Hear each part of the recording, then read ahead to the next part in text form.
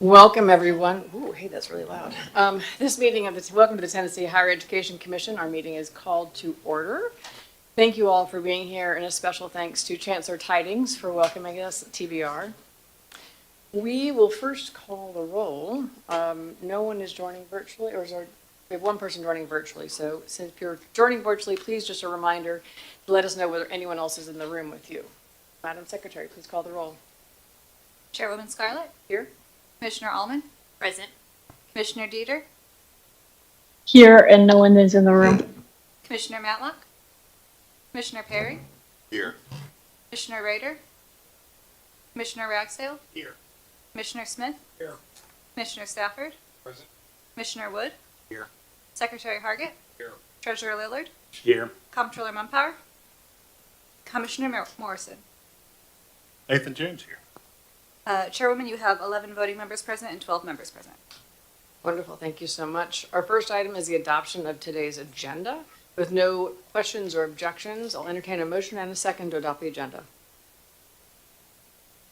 Madam Secretary? Chairwoman Scarlett. Aye. Commissioner Allman. Aye. Commissioner Dieter. Aye. Commissioner Matlock. Commissioner Perry. Aye. Commissioner Ragsdale. Aye. Commissioner Smith. Commissioner Stafford. Commissioner Wood. Aye. Secretary Hargett. Aye. Treasurer Lillard. Aye. Chairwoman, you have 11 ayes. Excellent. Thank you. Seem to have a rogue mic. Good sign. Okay. Well. Next, we would like to hear from Dr. Janet Smith, President of Columbia State Community College, to provide a system report. Thank you. Thank you, Dr. Gentile, for the opportunity to be here, and Madam Commissioner, Chair, and the Commissioner members. Thank you for this opportunity to share a little bit about Columbia State Community College.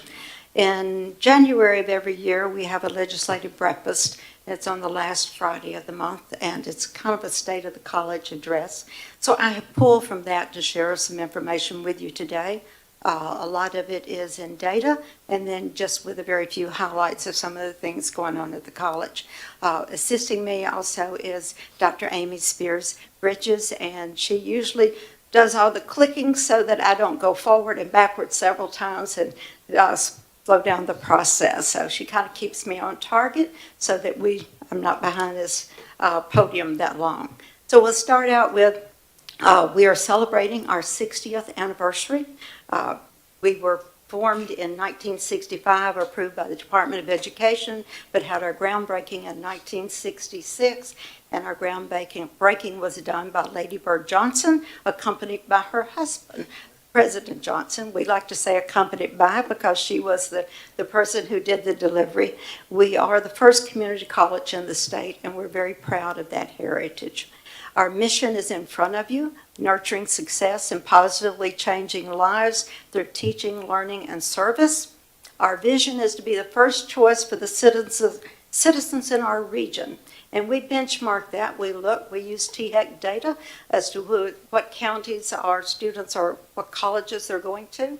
And I'm proud to say that out of those 9, usually 7, Columbia State is the college of choice. In Williamson, we compete with UT, so we feel pretty good. We come in second to UT. So we do benchmark that. Our strategic pillars is one college, a student-ready college, and a community-ready college, and our strategic plan is based off of those pillars. So a little bit about data. We use 14-day data as opposed to end-of-semester data. And we've been using that for a number of years, and I know that as we're looking to the future, it's been more of end of semester. But to maintain the integrity of our data and know what our growth is, we have continued with 14-day data for this presentation. As you look here, you've got our enrollment, and you'll see this little nice gentle curve there where we went up, and you'll see that height of that curve is just before COVID, which was our largest enrollment. It dropped from there, but it's been growing steadily. If you notice, too, that the gold part there has a little bit more growth to it than some of the others, and that's dual enrollment, and I will touch on that more as we go forward. You do have that we were 6,007 students for our 14-day enrollment for this fall. Full-time versus part-time enrollment. Our part-time is at 59%, as you can see, full-time at 47%. And you'll notice there's been a change after COVID. Prior to COVID, we were more full-time than we were part-time, and that growth has changed since then. And the past 2 years, there has been a considerable growth in part-time students. Part of that growth is with dual enrollment, and you'll see from that when we get into it, the number of dual enrollment students that have been there. Part of it is with adult students as well. The enrollment for our Tennessee Promise, you can see since COVID has begun to come and grow again. We are pleased to see that enrollment and work with all of our high schools to increase it. And then in Tennessee Reconnect, that one is outstanding. We're not sure what caused that huge increase for this fall. We do know that we did some different things in terms of we had a list of adults in our community, and we sent letters to them notifying them of the opportunities through Adult Reconnect. We also did a lot more virtual sessions and individual types of counseling. But the growth has been tremendous, and we're continuing to explore that to see how and what might have caused that impact. The age of our student population, if you look at the trend line, we're trending up in age, and particularly this year we went from 20 to 22.8. That has that adult population built in there. It made a change. We are traditionally a traditionally aged student population, but it's good to see the number of adults that are returning. Male-female enrollment. This we've always had, for many, many years, more females than males. One of the concerns as we've looked at this is where we line up with the national average. We are lower in males than the national average. So it's an area of concern that we are talking about as well. How are we reaching our male population and how we might increase that male population. Race, ethnicity, we have traditionally been more of a white population for our student body. The interesting things here is to look at the Hispanic population. If you look at the bar lines and how that one has grown, somewhat concerned about the African American population has not grown as to trend it up as much as we think that it should. So it's an area too we are considering. Our Asian population is beginning to increase as well. The Asian population is particularly more prevalent at our Williamson campus than our other locations. In terms of dual enrollment, you can see how the dual enrollment has changed. We had a total of 1,818 students in dual enrollment this past fall. That's 166 student growth. And one of the things to think about when we look at dual enrollment, as well as the adult and all that part-time, it takes more personnel to deal with that number of dual enrollment than it does with a first-time full-time degree-seeking student, because you're getting more hours and you're working with that student more. But the personnel time as we grow in dual enrollment is considerable in terms of what we look at in terms of our resources to provide the services that are there. Williamson County has a greater dual enrollment than any of the others, which should be anticipated given the population of that community. And you notice Murray County comes afterwards. Always when we look at our counties and whatever is in dual enrollment, regular full-time enrollment or whatever, it kind of plays the same, and it plays back against the population of that county and equals out. One of the things I also noticed, the 29 public high schools, again, that is quite a bit of a resource in terms of personnel to work that many high schools and provide that kind of service for dual enrollment. Campus of preference, I put this one in just to show that all of our campuses and how the enrollment is lined out. And you can see you're almost equal between Williamson and Columbia. And when we built the Williamson campus, we felt like that was going to be the the way that it would go, because you've got Spring Hill in the middle, and the people are going to grow both north and south and equal out, even though Williamson has a much higher population than Murray does. Benchmark data, some of the data we really benchmark ourselves on. One is progression, looking fall to spring, and the other one is fall retention, fall to fall. And I call your attention to looking at the last 4 years, and it's been straight uphill, which is really a very nice thing, a percentage increase for the last 3 years. Not where we want to be in the end, but where we're still going is to move forward with that increase in our progression and retention. Comparing it to the national average with retention, you can see we're at 59% compared to 55% nationally. We're pleased that we're above the national, but we are continuing to grow and work to increase that percentage. Degrees and certificates awarded, we are principally more of a transfer in terms of degrees. You can see 58% of our degrees in a transfer program. 25 then are in a career program, whether it's in health science, engineering, IT, or the like. 17% certificates. One of the significant things here is to look at that trend line again in terms of our 3-year graduation rate as moving up and 3% over last year. So we are very pleased to see that continued growth, and think that to us that demonstrates some of the things that we're doing on campus to improve retention as well as graduation. This one is now moving into just sharing a few things about the college that might be of interest.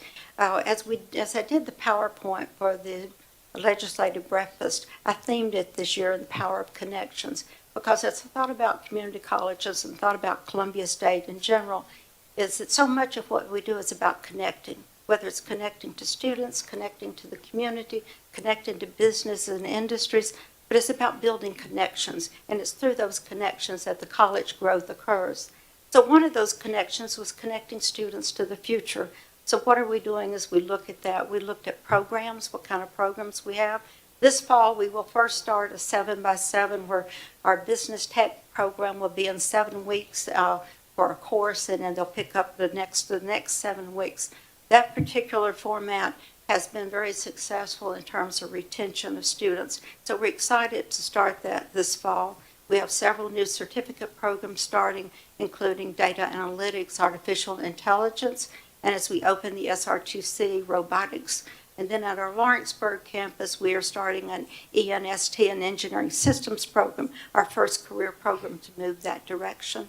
And then you can see what we're looking at in the future in terms of logistics, and we're very pleased working in Williamson County with the Williamson County Innovation Center, where we're working along with MTSU and Belmont with the cybersecurity. So a lot in terms of looking at what's new coming in careers with our students and how we can service those.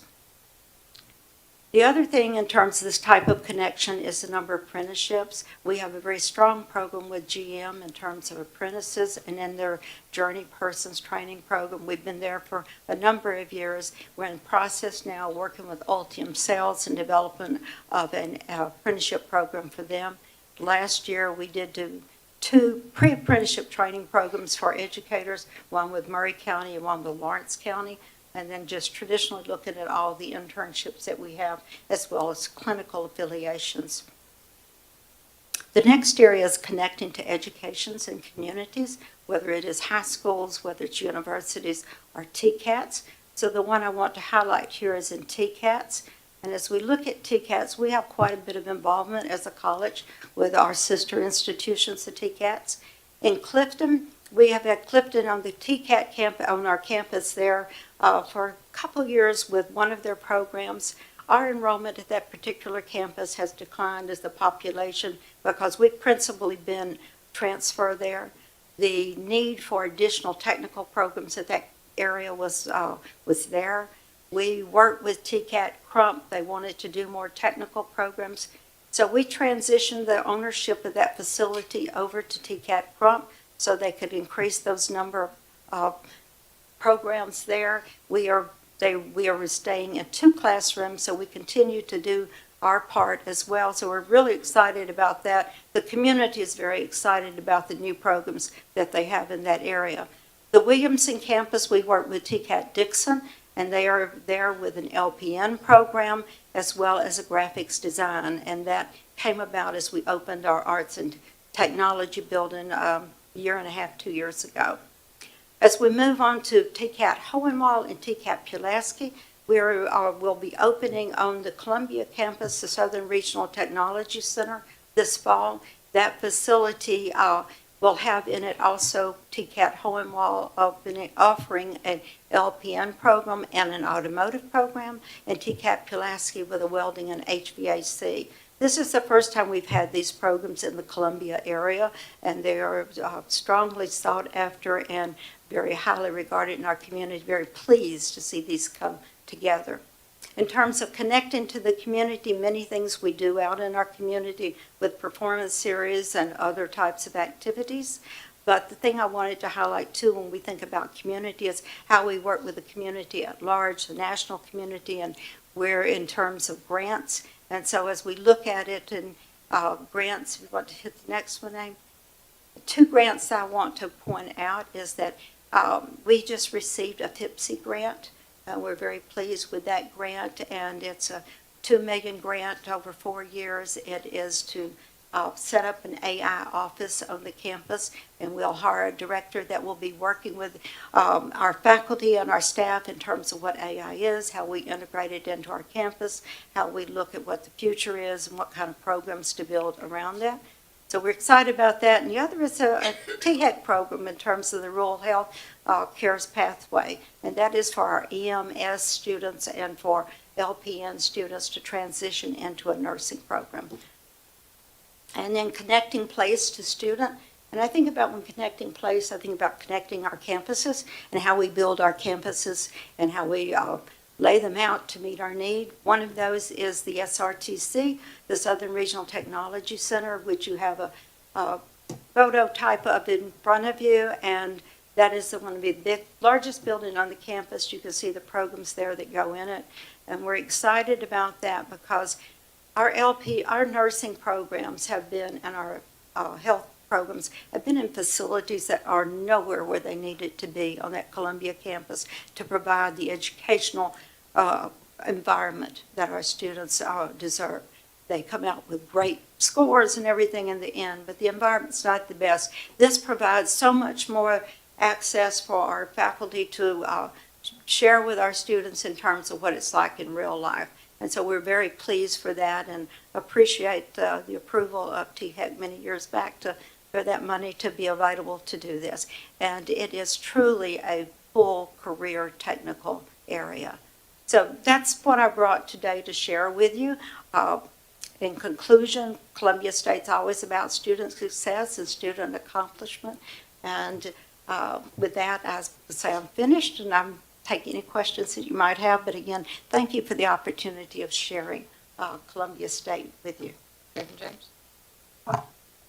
Thank you. Thank you, Madam Chair. On behalf of K-12, thank you so much for the work on the dual enrollment. It's a tremendous program. At the same time, it's a program which will always have to live within its means. And so I wanted to ask, which courses are most prevalent? Are we seeing, freshman English, college algebra, these types of courses, or anecdotally, if you look at it kind of system-wide, sometimes it's courses that aren't necessarily as hard-hitting as that end up in dual enrollment. I was wondering what that looks like in institutions. For most of ours, it's still the English, the history, and the math for the dual enrollment. Now, we've also started a middle college with one high school as well, which is a good relationship there, and we're giving them the first 2 years of their graduating while they're in high school. But yeah, I'd go back. It's basically the history, the math, the English that they take. And as the chair well knows, we're big fans of the middle college programs. Getting the system kind of out of the way of the student's trajectory, I think, is incredibly important, and that only happens through strong K-12 and higher ed. We've had a middle college program at Fairview High School for a number of years, and we're very pleased. And that's more of a technical type program, which they can go out with either a certificate in engineering systems or mechatronics, or then graduate with us and transfer on to a university. We've had several going to Chattanooga. We have a relationship with them in terms of transfer articulation. Yeah, one more question, Madam Chair. Also, on the question of transfers, how much reverse transfer does does this institution? I don't know the exact numbers. I know that we get a considerable amount of reverse transfer.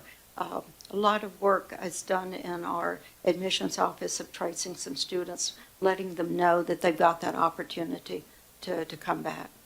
But I couldn't give you the number or percentage. Well, I just think it's great that it's being pursued, and you run an excellent institution. Thank you. Any questions? Chantal?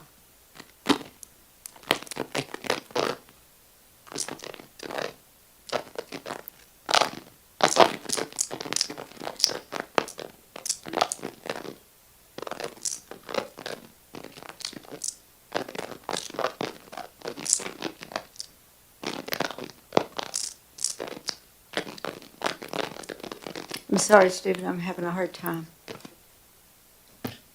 Have you done, like,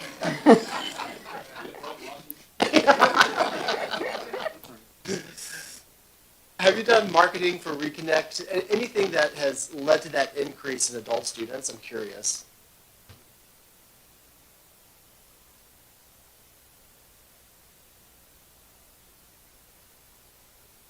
And where did that group come from? Do you recall? The list that TBR provided, Yeah. and then we also did digital marketing. Yeah, TBR provided us a list of adults in our region that might be able to take advantage of the Adult Reconnect if they so chose. So we sent letters to all of those individuals. So I think that was a big thing. We did additional marketing through billboards and through social media. And then our Adult Reconnect person went out to various industries and met with folks, and then held sessions on campus called Adulting 101, and that went very well. So I think it was a combination of all of it, but to say which one was the strongest, I don't know. I think the letters did have a significant impact. Oh, thank you. I feel like I could use that Adulting 101 class still sometimes too. But thank you, because this has been something that's been on our minds. There was an OREA report under the Comptroller's office that came out recently, or it's about to come out about Reconnect, just identifying, you know, a need for more marketing and communication. And our office does a lot with that too. So we look forward to learning from you guys on what you're doing. So thank you. for We that. appreciate all the support we get. Thank you. Thank you. And also thanks to Joel from TBR, who just came up here again. All the tech support we have, it's just really appreciative. Thank you. All right, thank you. Any other questions? President Smith? I have two questions, actually. One tied to middle college. Are there any conversations happening at the state level with organizations like TBR to talk about how do we increase middle colleges? Is that an interest? I would say certainly from our perspective it is. That's, we had to pass a special law to allow us to meet outside of Nashville, and we've been hosted by several community colleges, and the first was Roane State, and the reason why was because not only the work of the ERIC Commission that you sat on, but also a very keen interest in this, recognizing that our educational system in Tennessee is about the whole state of Tennessee and not about this and that and this and that, right? Not the little silos that we get into. So I know we talk about it all over the place and wherever we can with anybody that'll bother to listen. So we love to talk about it. I know Dyersburg has got it. We've got it Roane State. We've got it in Northeast State Community College is doing a tremendous job with that. And my understanding is Austin P as well. They've hosted us, and one of the reasons that we went there was because of that program. So we'll do anything we can to be available. President Smith, are there any other districts that have reached out to talk about middle colleges, or how does that normally come to life? Usually, as we're working with dual enrollment, if there's an interest in the high school or the question comes up, then the discussion begins. The one that we have with Lewis County, Hole-in-Wall, the principal there was very interested. He had heard Middle College, we went together. And it works well there because it's a really joint venture between the high school and the college. Both have to invest in it for it to work. We have Williamson County that is interested in it. They're not wanting to start just yet, but they're looking at how they will build that program together. Thank you. One question about, two questions about Reconnect. One, what is the profile of the increase of students? You said there's an initial 166 Reconnect students that came in this year, or just in general, what's the profile look like for those students? I don't have a full profile of them. We have not pulled that data to look at it. I would say part of that may be also we've had an increase in that apprenticeship program with GM, and that is an older adult as well. So that would flow into it, but I'd hate to venture a guess. Are there coordinated efforts? What sort of coordinated efforts are there between THEC and TBR in promoting the Reconnect? We have an adult learner team on our staff, led by Jessica Gibson. That's, the Navigate Reconnect team works hand in glove with our community colleges. There's always opportunity for us to work even closer together. That's been identified in the ORA report as well. But TBR's office, the community colleges, and ours through our more than a dozen navigators across Tennessee point the way to the community colleges and universities as well. So work quite closely, but we're always developing that relationship. Thank you so much, President Smith, for being here. We really appreciate your report. Thank you for the opportunity to be here. I got so excited about hearing President Smith's report that I totally skipped over 2 agenda items. One, we need to talk about public comment. Dr. Gentile, have we received any requests? No public comment, Madam Chair. Okay. Next, we need to approve the minutes. With no questions or objections, I'll entertain a motion and a second to adopt the minutes from not only November 12th of last year, but also January 16th of this year. Motion to approve. No objection, we'll take a roll call vote. Madam Secretary? Chairwoman Scarlett, Aye. Commissioner Allman, Aye. Commissioner Dieter, Aye. Commissioner Matlock, Commissioner Perry, Aye. Commissioner Rader, Aye. Commissioner Ragsdale, Aye. Commissioner Smith, Aye. Commissioner Stafford, Commissioner Wood, Aye. Secretary Hargett, Treasurer Lillard. Aye. Chairwoman, you have 12 ayes. Wonderful. Thank you so much. In looking at today's agenda, I think it really reflects a lot of the full scope this commission has, from institution authorization, new academic programs, campus master plans, revised operating budget, the quality assurance funding standards, and lottery funds. But beyond these individual action items today, today's work connects to something much larger, which is Tennessee's competitiveness. Tennessee's economy is continually growing. We're very lucky as a state for that. Employers are hiring, and the demand for talent, whether it is healthcare, advanced manufacturing, technology, logistics, education, public service, the list goes on and on. It's all accelerating. The question in front of us is not whether Tennessee will compete. The question is whether we will have the workers to win. And that's where this commission plays a unique role. Because we don't just oversee policy, we also shape incentives. We often hear what gets measured gets done. And in higher education, I would add, what gets funded gets prioritized. What gets prioritized gets built. Through the outcomes-based funding formula and the quality assurance funding, we are communicating clearly and consistently what Tennessee expects of our institutions. We should be equally clear-eyed about the signals we send to students. If outcomes-based funding formula is how we align institutions to results, lottery-funded aid is how we ensure Tennesseans can afford to pursue those results and fill those jobs. The Tennessee Education Lottery Scholarship Portfolio, which we've all received a memo on today, is not just financial aid, it's workforce infrastructure. These programs are funded through the Lottery for Education Now, counts for more than $500 million annually. And we support more than 169,000 students each year. At the same time, the projections adopted by the State Funding Board indicate that the revenues may not be sufficient in the coming years. That combination, scale plus pressure, makes today's discussion important, and it underscores why this commission's stewardship really matters. When we reward student progression, credential completion, job-aligned programs, and research productivity, we're doing more than just distributing dollars. We're reinforcing what gets prioritized. We are strengthening the alignment between education and the labor market, the workforce that continues to drive the success of this state. That matters because the future of today's economy depends on a simple reality. Employers go where talent is. And talent is built through systems that reward outcomes, not just activity. As we consider today's agenda items, obviously I think the agenda item about the lottery is new information for many of us.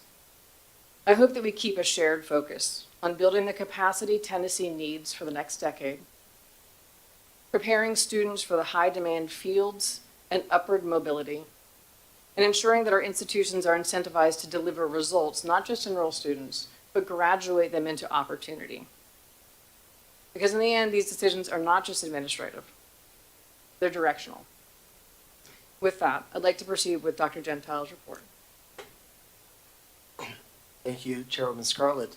Of course, it's an honor to be with you guys today. I am saving my PowerPoint and my podium time for the lottery discussion later today. But I do want to just highlight a couple of things about where we're going this year, what we're tracking in the legislative session right now. Before I do, I want to thank again Chancellor Tidings for hosting us here today. Always so willing to do so. I appreciate that. President Hargrave is in the audience. He's got an agenda item, academic program. President Licari, always good to see you. We got President Tracy Hall here as well with her academic program. You heard from President Janice Smith too. New staff appointments. I'd like to recognize Jordan Parrish. She's not in the room, I believe, today, but she's a new Veterans Education Specialist, ensuring that the VA benefits across all of our institutions are implemented effectively. We also have Janice Perez. Janice, our legal assistant, hello. She just joined us about a few weeks ago. And then Hope Murphy, you are in the audience. Hi, Hope. Hope is our Capital and Facilities Policy Analyst. You might recognize for some time we've had a pretty big footprint in Capital. We've had sometimes 3 architects. 2 of those architects have left us for either retirement or working for the State Office of Architect. Under Brenda, we still have architect on staff, but we've pivoted that position, one of those positions, to focusing on an analyst role. The constitutional officers, you'll be seeing her at the State Building Commission in some months to come. Looking at the year ahead, you all did approve our strategic master plan, and we are under the gun to get that done before my chief strategy officer, Amanda, gave birth. She gave birth about 2 weeks ago to baby Piper, and she's healthy and they're all doing well. But our next steps for this year are to implement the strategic plan, to set the goals, to get onto our campuses, and to imbue the strategic plan across all of higher education. I've got a meeting with THEC and the presidents next week to discuss it. This is going to be my roadshow for some time. But I want to hit on some of the things that relate to our master plan already that are underway. Direct admission. This is a pilot program that we announced last year. This is where Governor Lee sends letters of admission to high school seniors across Tennessee. And it is a pilot program. We sent it to about 45,000 seniors, this letter. The letter has multiple measurements in it. Some letters just have you're admitted to these institutions based on your ACT. Others pair that with financial aid, and others pair that with financial aid and personal assistance and guidance. Brett Gibson has been dedicating all this time to this in our partnership with the more than 50 institutions who've signed on to this.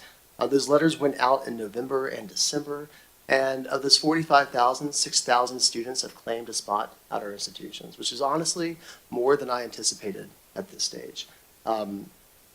It takes them about 7 minutes to go to the website and click through the institutions that they want to enroll in.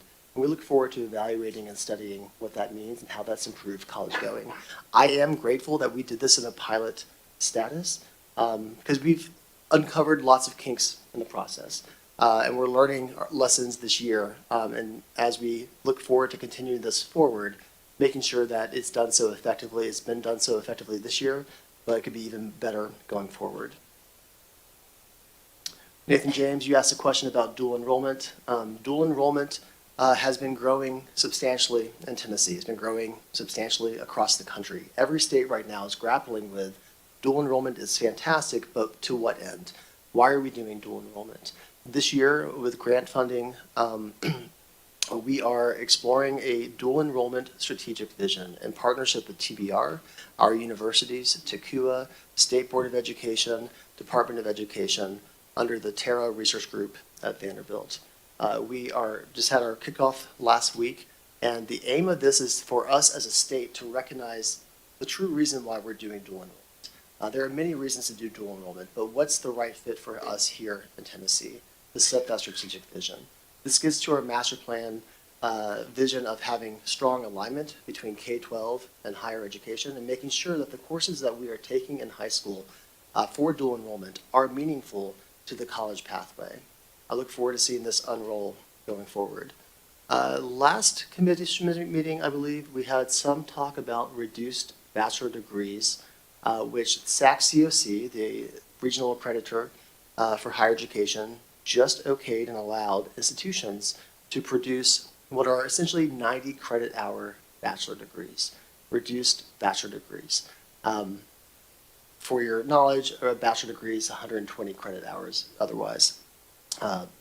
Secretary Hargett has been a champion of this work for some time, and we're grateful that THEC has moved forward with allowing universities to experiment. We have heard already from universities in Tennessee that want to start a reduced credit hour degree. This is high on my list of priorities because it helps students get through quicker for those who want that experience. We are committed to bringing forward a policy in May. We have a task force right now with higher education, a policy in May that essentially sets the stage for approving these academic programs should the commission wish to do so going forward. A caveat is that these cannot be called bachelor degrees. That's THEC's placement on that. They need an alternative name. It could be applied bachelor degrees. That's already a term used here in Tennessee. It could be a number of different things. We hope to set the standard for what that's called here in Tennessee. I look forward to having those discussions moving forward. And Chairwoman Scarlett already previewed the lottery portfolio conversation. This will be our top agenda item this year, what my team is working towards all year going into next year. I will bore you with numbers later today, but I think it's important to know those numbers because I do not want this to be considered a back burner position that we're in right now. And so I look forward to having that conversation with you today and for the rest of this year. Legislation that is on our minds right now that we are tracking, we are following, we're working with institutions, we're working with legislators on. Number one is HB 2095.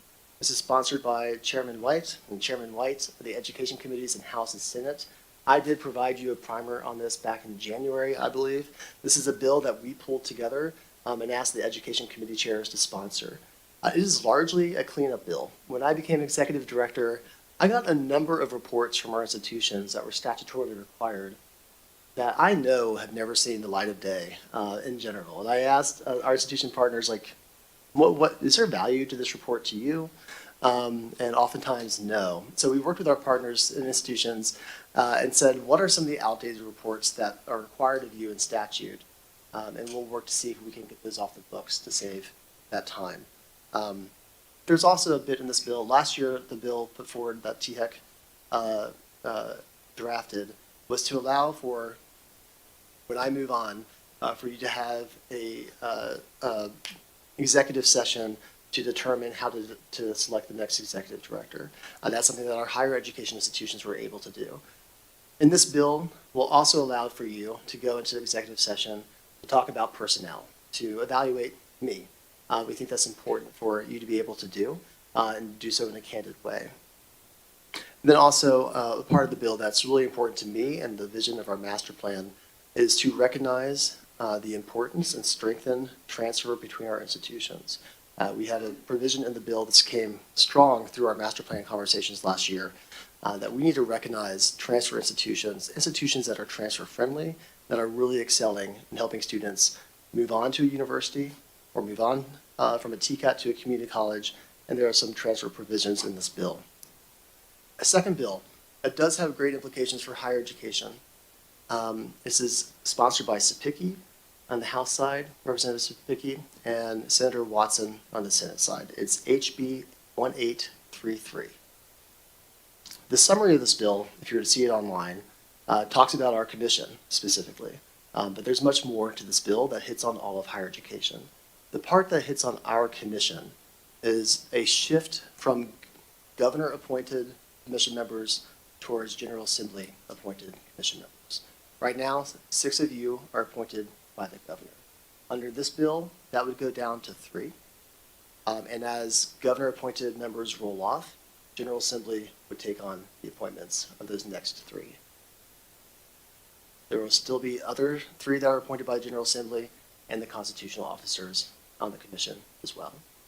This is something that we've seen in higher ed, something we've seen in State Board of Ed over the last 8 years, the subtle shift away from governor appointees to General Assembly appointees.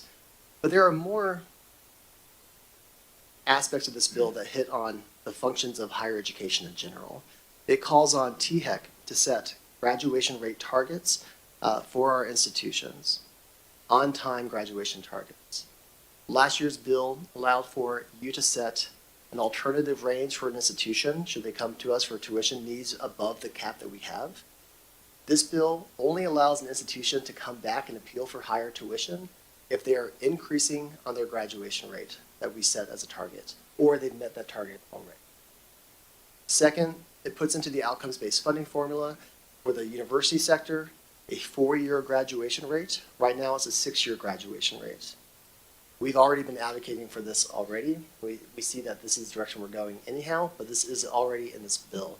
And it also introduces, for the first time into the community college sector, a graduation rate for our outcomes funding formula. That would be a 2-year graduation rate.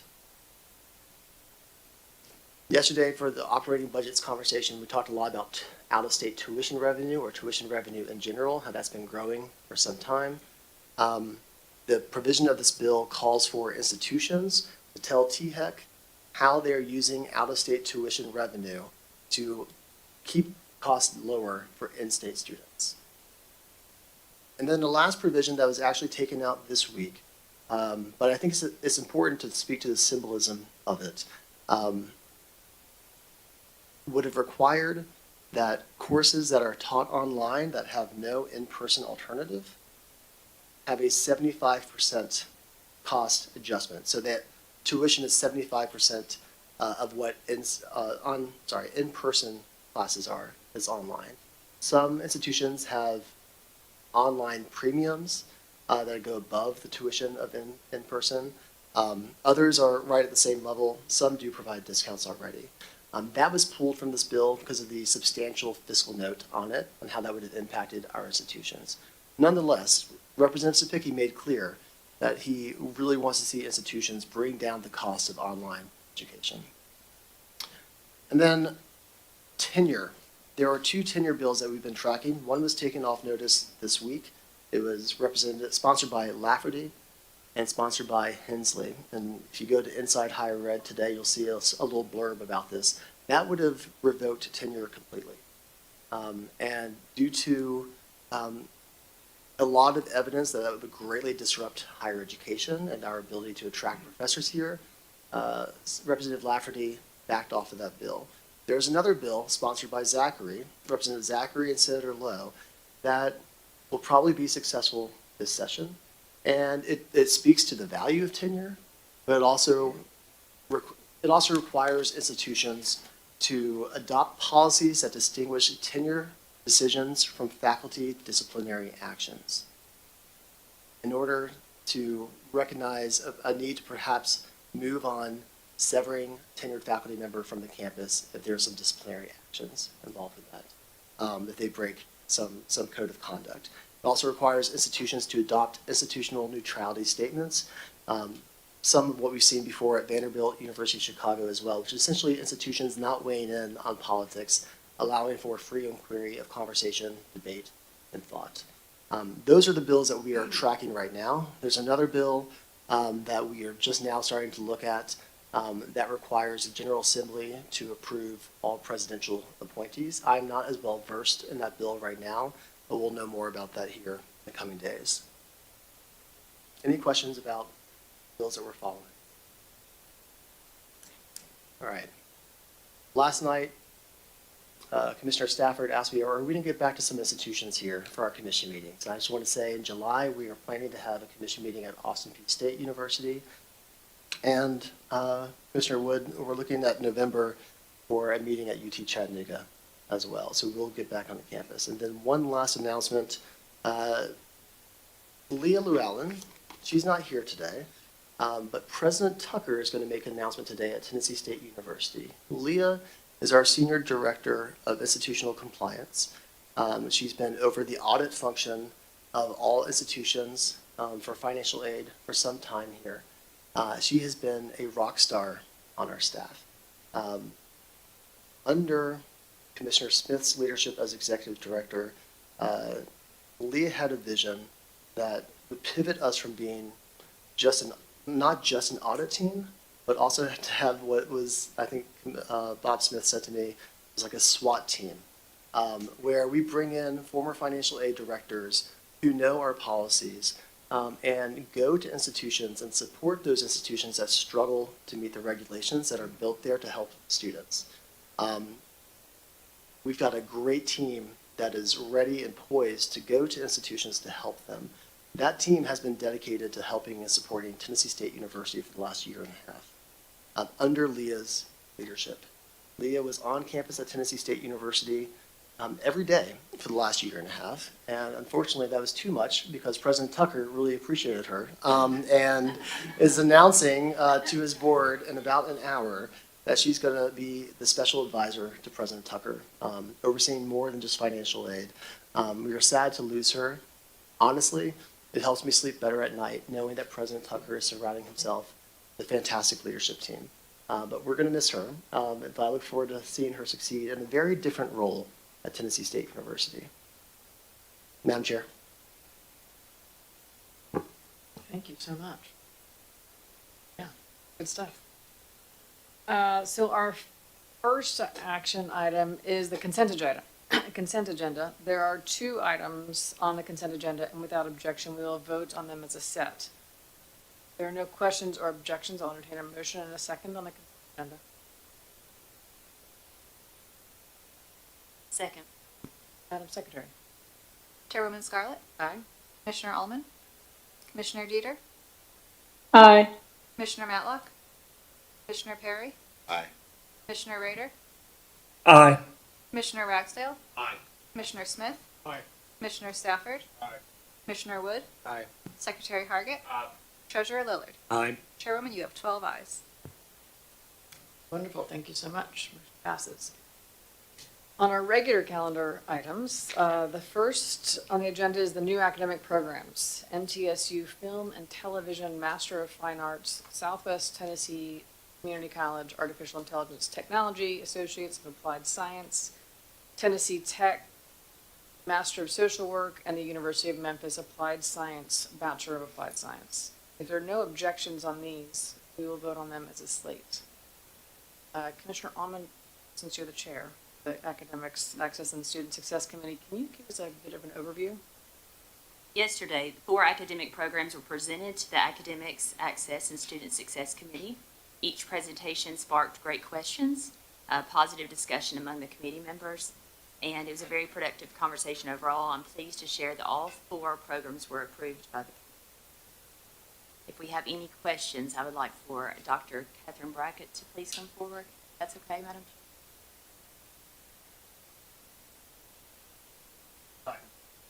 Any further discussion or questions? Madam Secretary. Chairwoman Scarlett, Aye. Commissioner Allman, Aye. Commissioner Dieter, Aye. Commissioner Matlock, Commissioner Perry, Aye. Commissioner Rader, Aye. Commissioner Ragsdale, Aye. Commissioner Smith, Aye. Commissioner Stafford. Aye. Commissioner Wood. Aye. Secretary Hargit. Treasurer Lillard. Aye. Chairwoman, you have 12 ayes. Excellent. The motion carries. Thank you. The next item on our agenda is the Pellissippi State Community College Campus Master Plan. Treasurer Lillard, would you mind providing us an overview, please? Yes, Madam Chair, your Finance and Operations Committee met yesterday and considered the master plan, received presentations on it, and recommended it to the commission for approval. Any questions from the commission? I move its adoption. That's correct. I did say Pellissippi, but it is Columbia. Yeah, my bad. Okay, if there's no questions, I'll entertain a motion and a second on this campus. I move approval for adoption. Madam Secretary. Chairwoman Scarlett. Aye. Commissioner Allman. Aye. Commissioner Dieter. Aye. Commissioner Matlock. Commissioner Perry. Aye. Commissioner Rader. Aye. Commissioner Ragsdale. Aye. Commissioner Smith. Aye. Commissioner Stafford. Commissioner Wood. Aye. Secretary Hargit. Aye. Treasurer Lillard. Aye. Chairwoman, you have 12 ayes. It's like jumping all over the place, Commissioner Ragsdale, so I want to go back to the other one. My apologies. Motion does carry, so thank you all very much. We'll go back to Columbia State Community College Master Plan. Treasurer Lillard, if you wouldn't mind. Again, Madam Chair, your Finance and Operations Committee met yesterday and considered this master plan and received presentations on it by the President and others, and recommends it for approval by the Commission.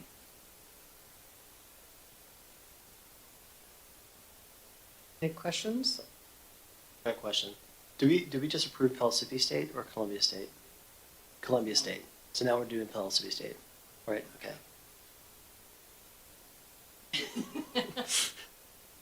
Okay, we've approved Columbia State, now we're doing Pellissippi State. Any questions? Yes, you. Got a question. Yes. My apologies.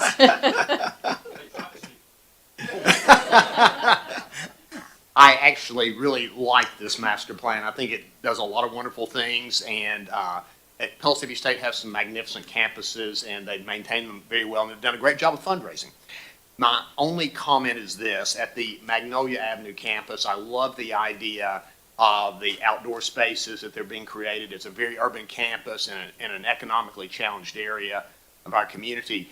I'm a little concerned about portables, and I'll tell you why. I know that they are in many cases a necessary evil, and we have to have them. But in some cases, in this particular instance, I think we may be sending, if they're there too long, the wrong signal to our community about, you have a magnificent Hardin Valley campus, you have a magnificent Blount County campus, and for our inner city campus to have portables, I'm just a little bit troubled by that. I know it's better than nothing, but I just wanted to toss that out there so that Chancellor Tidings and her amazing team can just have my opinion on that.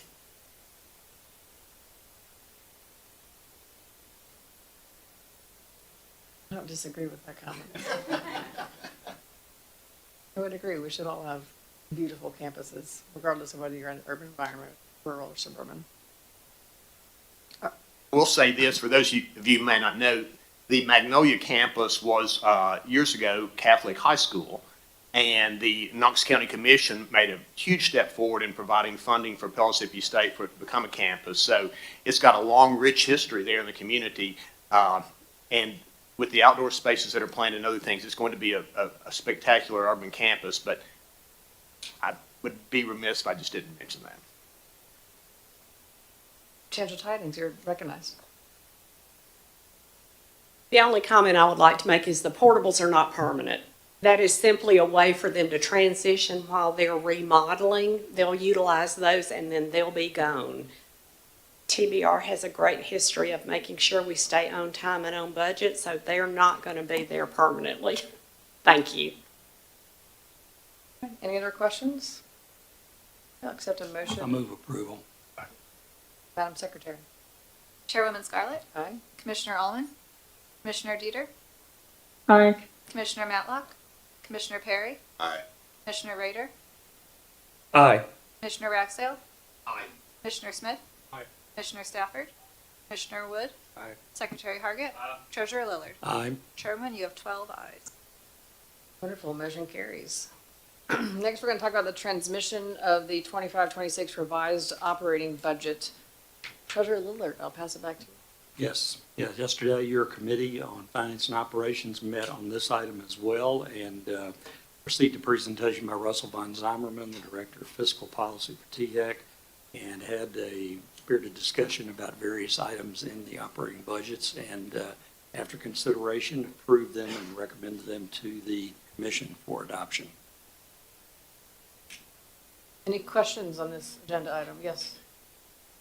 I don't have a question, but one of the things that I wanted to bring up is related to Table 6, which is the athletics data here. And what I want to do is to make a positive shout out to MTSU for the changes that they've made between the actual 24-25 and the revised 25-26 in reining in the athletics as a percent of the E&G budget.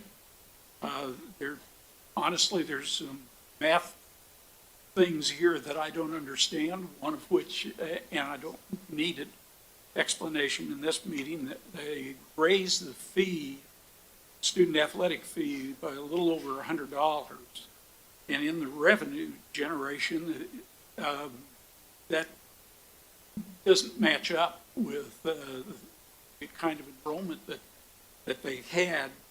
But I noted that in the athletic budget itself, there was a sort of, is it fair enough to say, a return of around $10 million to the academic side of the house?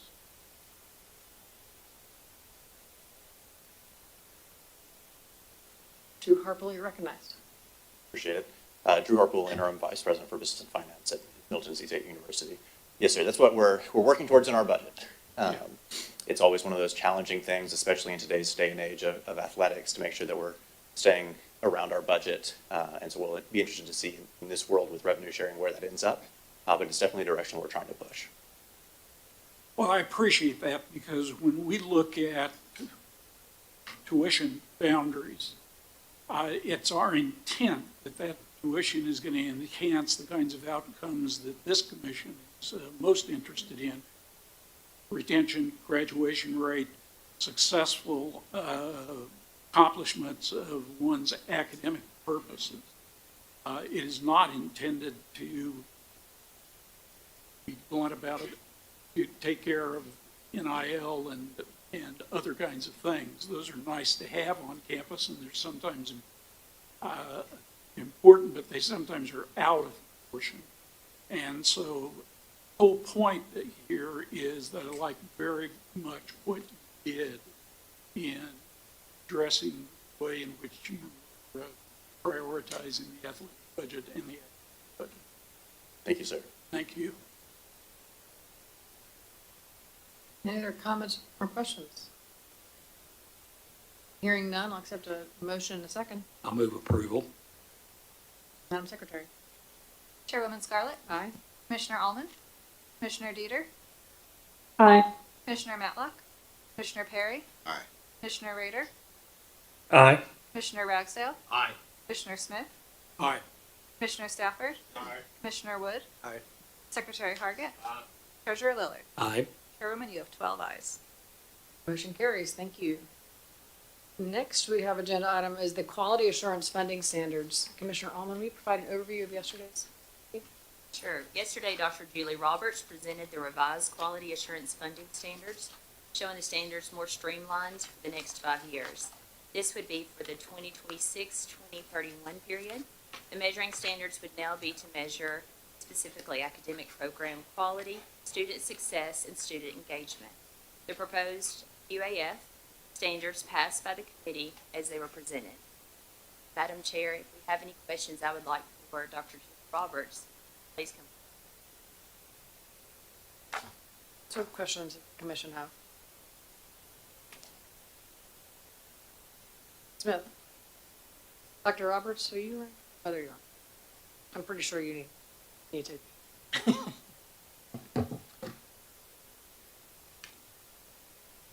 I appreciate that you and your subcommittee devoted a great deal of time and attention to a sort of major restructuring of the quality assurance funding standard. As this commission works through its strategic plan, and the fact that quality assurance funding, that commitment that we're making today is to 5 years of the distribution of those funds, I think that we ought to allow ourselves a certain amount of flexibility within this 5 years, that if we need to make incremental changes without waiting 5 years, then we have an opportunity to do that.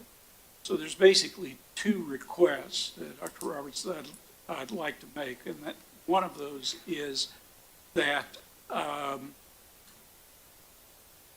that we receive regular reporting on how this new formula is being applied, and probably, if I understand the timing for institutions, probably in the fall of each year would be a good time to do that.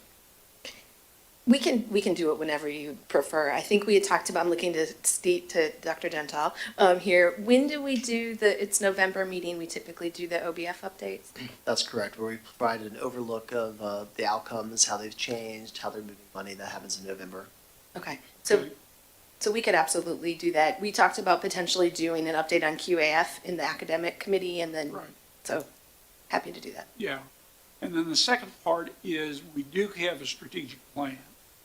And I think it ought to be a practice that things that we decide here be within the understanding of what the plan says that we're going to do. And so if, with permission of the chair and my fellow commissioners, that we ought to have a mapping of how these QAF standards fit within the various dimensions of the strategic plan, so that we know that what money we're distributing here can be traced back to the achievement of our metrics and our goals and objectives with the strategic plan. Agreed. We are most closely aligned with the QAF standards under alignment, and specifically under the sub piece of meaningful. And so a lot of the criteria directly align with that, but I'm sure there's other areas that this touches on as well, and so happy to present on that if that's something. Yes, thank you, Chair. Any other questions, Dr. Roberts? I have a comment which I've already shared with you before. I was a little saddened to see that the student engagement was reduced considerably in this new model. I know it's challenging to get feedback and input from students, but it does strike me that if we're here to help students complete programs in an efficient, timely manner, get into the jobs that we have been created for them, then I think that's an unfortunate miss. And so looking at this on an annual basis, I think hopefully we'll be able to provide us some additional inputs and ways that we can have a continuous improvement loop for this particular model. Yeah, so a couple of things. We did maintain the same points for student engagement. However, to your point, Chair Scarlett, proportionally, since we've streamlined it down to just 3, it makes it a little less equal with the other standards.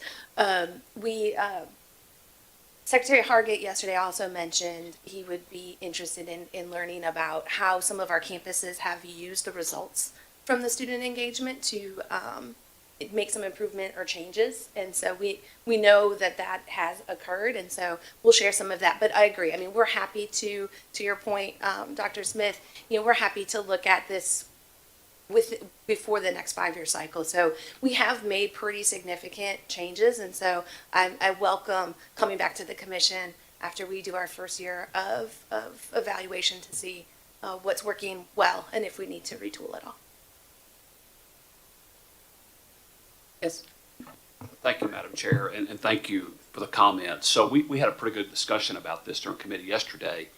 And now the more I think about it and given that answer and given your interest, I think would be helpful to me. I know you like data, and I say that lovingly. Okay? Right? And I'm interested in data too. I think it'd be interested to see at a very granular level how many respondents, to see some of that really granular information that's coming through those surveys. Because I think one of the things that if you got 10 surveys back and 3 people mentioned quality of teaching, you might think that 30% of the students on campus had an issue with quality of teaching. But you had a very small respondent size. So that's why I have a little bit of concern about the weight we're placing on it. I even suggested, or comment, I didn't suggest that we do away with the survey, but I said, what if we didn't give any weight to it at all? Which I think would send the wrong message. And I worry about what we're telling people when we reduce the weight of it. But I also think that we need to be able to go back to students like she talked about and say, here's how the campuses responded to the information to help students understand that it does matter. It's no different than an election. If people think their vote doesn't matter, they don't go vote. And if people think their survey responses don't matter, they're not going to respond to a survey. And we absolutely have that data. We can present it. Along those lines, are we working with employers and see what they think about our graduates that are filling the jobs? I don't remember seeing that. Not through the quality assurance funding metrics. We aren't working directly with employers. However, we are, and we put a stronger emphasis on workforce alignment with these revised standards. And we've also put some career readiness components in the requirements that weren't there before. So to get to that same thing, but we haven't had direct employer input, but we know our campuses are working directly with employers. So. Any other questions or comments about the QAF standard? I just had a Yes. comment.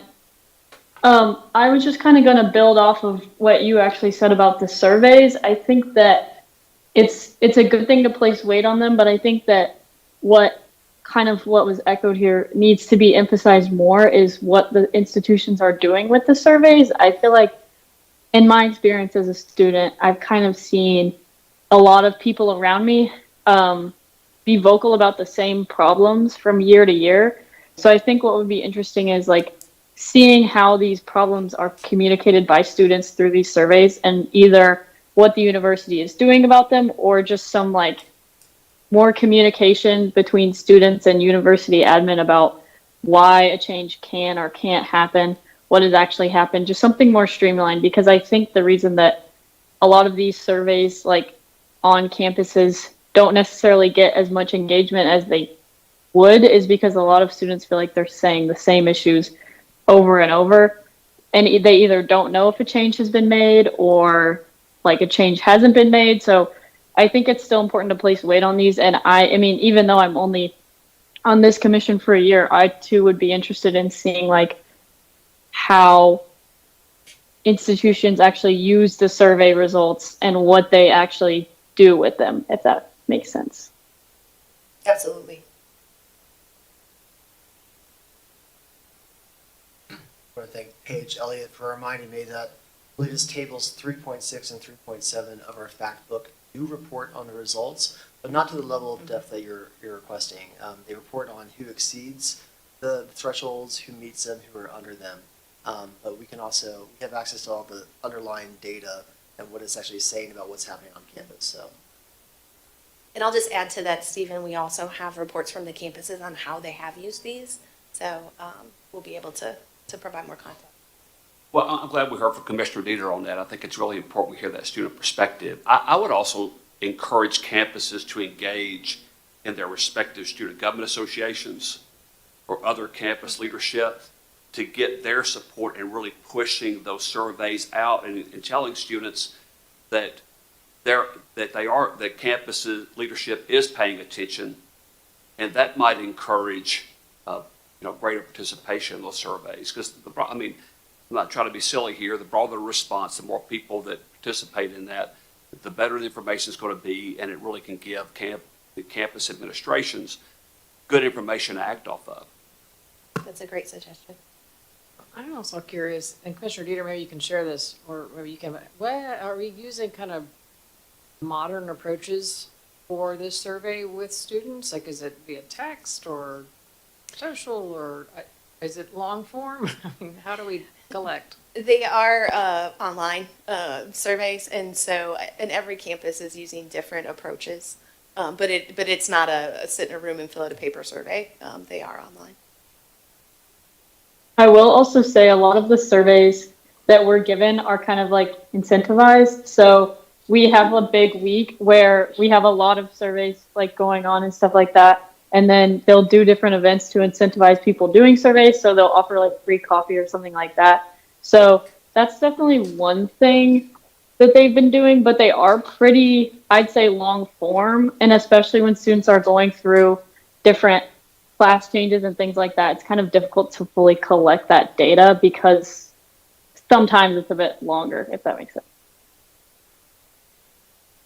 Thank you. I'm just guessing the people sitting in this room are not the audience for these surveys. We might be able to really work with students like Commissioner Dieter to say, how can we make these, how can the presidents think about working with their student bodies to make these surveys a little bit easier to respond to, collect the sort of information that would be beneficial. With that, if there's no other questions for Dr. Roberts, we can go ahead and entertain I will actually move to approve the assurance funding standards plus request annual November timeframe reporting on QAF and standards mapping back to the strategic plan. Any other discussion? Madam Secretary? Chairwoman Scarlett, Aye. Commissioner Allman. Aye. Commissioner Dieter, Aye. Commissioner Matlock, Commissioner Perry, Aye. Commissioner Rader, Aye. Commissioner Ragsdale, Aye.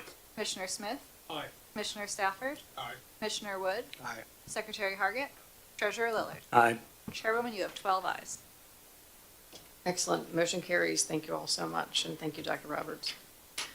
The next item on our agenda is the lottery program memorandum overview. Dr. Gentile provided us an overview of this agenda item, and then Paige Elliott, Acting Chief Strategy Officer, will present on the item and answer any questions. Dr. Gentile. Thank you. All right. Again, good morning, members of the commission. The point of this presentation, this is the first public presentation. We're going to have more of these in different settings that talk about where we are right now with the lottery program on its funding. And we're also going to have an overview of the lottery program, the growth over time and the expenditures. Because our goal with this section right here is to have you all more familiar with the lottery program as you're now the board of directors over THEC, but also to educate those in the audience on where we are right now. I've chosen a method of talking about this that I hope lands, but it may not. How we talk about this could be done in different ways. I'm happy to have one-on-one conversations with you talking about this current situation. There is an executive summary that talks about the funding situation as well. There's an alternative memo that we have as well that goes into more detail. If you'd like that, I can share that with you. So the current lottery outlook. Bear with me as I use this spreadsheet to educate on where we are.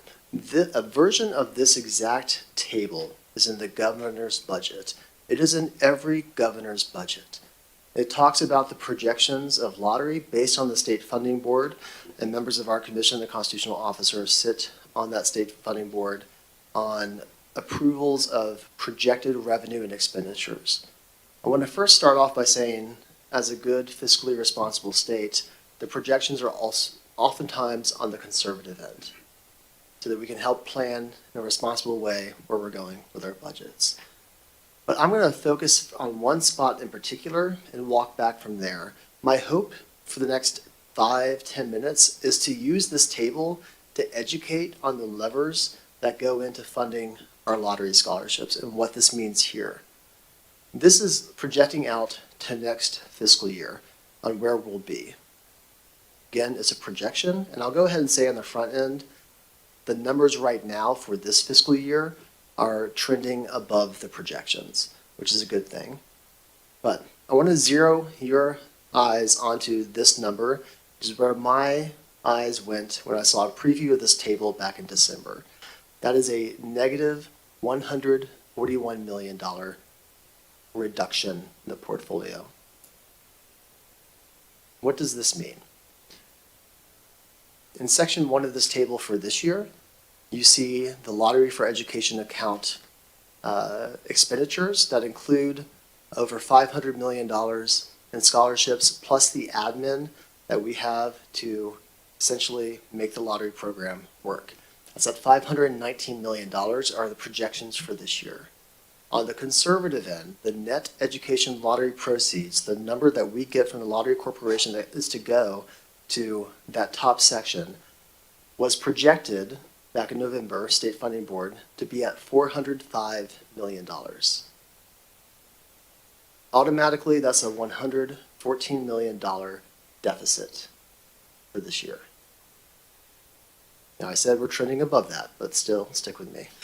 How do we cover that deficit if it were to occur this year? The first lever is Sports Wagering Construction Fund. Sports Wagering Construction Fund, until this fiscal year, had been pouring into the lottery scholarship program since it began several years ago. Last year, General Assembly passed a bill that was with the voucher program that would redirect sports wagering away from the lottery program and towards a K-12 construction fund for schools that are in distressed counties, and a program to be overseen by the Treasurer's Office. However, there was a provision in that bill that said, if there is a deficit in lottery, that money will first go towards that deficit. So of that $114 million that was projected for this year, a projection of $87.5 million for sports wagering would go towards that 114. And you see that here already being taken into consideration. If there's still a deficit, and there is projected to be here, of $26.5 million is that remaining balance, there is a reserve in the Lottery for Education Reserve for $10 million. There is no requirement in statute to pay that $10 million back. So of that $26.5 million remaining, $10 million would be pulled from that reserve. You see that right here. There is another reserve called the General Shortfall Reserve. It is $100 million in total, and that is in statute. The remaining $16.5 million of that deficit would be pulled from that $100 million reserve. And we are statutorily required to pay that back in future fiscal years. And that occurs on a quarterly basis of about 5% or 5% of net lottery proceeds every quarter, and that next fiscal year would go back towards paying that reserve back. So you see that $100 million, the remaining $16.5 million is pulled out of that reserve down to $83.5, and we are required in that next year to pay it back. And in statute, absent legislative changes, what occurs is that the commission approves pro rata reductions in the lottery portfolio to allow for that scholarship reserve to be paid back. It's about that $16.5 million is about a 3% requirement and pro rata reduction. The Hope Scholarship of $4,500, that's a little over $100 in reduction in that Hope level scholarship. A couple of degrees of freedom that are not oftentimes discussed. Last year, in the Lottery for Education account interest, we garnered about $6.3 million. That's interest that accrues on the lottery revenue as it's been used to spend. 6.3. That fluctuates between 4 and 6 million over the last few fiscal years. And the governor's budget is projected, again, to be conservative, at $75,000. We can anticipate that that number is going to be higher this year to help go towards that balance. But I just want to draw your eyes to that. So going back to the $141 million, again, we need to pay back that, we would need to pay back that $16.5 million from that reserve. So how do we get to the rest of that 141?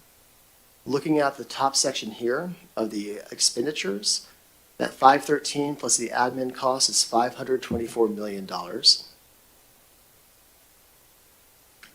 And we take that away from the net lottery proceeds. Again, the conservative projection for next year, that's $399 million.